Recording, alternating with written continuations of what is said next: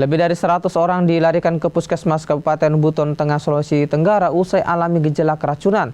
Mereka jalani perawatan intensif usai mengonsumsi menu makan bergizi gratis.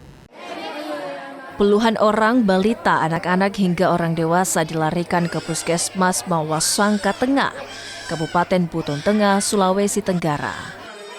Mereka alami mual, muntah, pusing hingga sakit perut. Keluhan ini mereka rasakan usai menyantap menu MBG. Jadi pasien ini mulai berdatangan pukul 5 sore.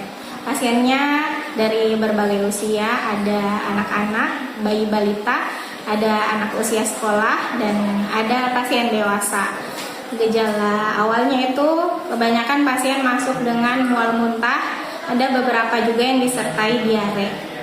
Untuk gejala awalnya seperti itu. Kemungkinan penyebabnya itu adalah dari makanan karena sebagian besar yang masuk ini konsumsi makanannya sama.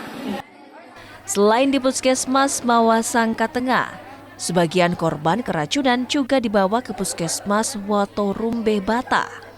Total ada 118 warga yang alami gejala sama dengan rincian 47 balita, 24 anak-anak, 18 remaja, 27 dewasa dan 1 orang lansia. Ini ada kejadian yang baru kayaknya pertama di Buton Tengah sejak adanya MBG. Dan ini juga setahu saya sepertinya adalah dapur pertama MBG di Buton Tengah. Sampai malam ini masih ada yang bertambah. Diduga ada makanan yang mungkin terpapar atau bagaimana. BPOM itu sedang mengambil sampel. Usai jalani perawatan, sebagian korban keracunan MBG telah dipulangkan. Penyebab pasti keracunan masih dalam proses pemeriksaan.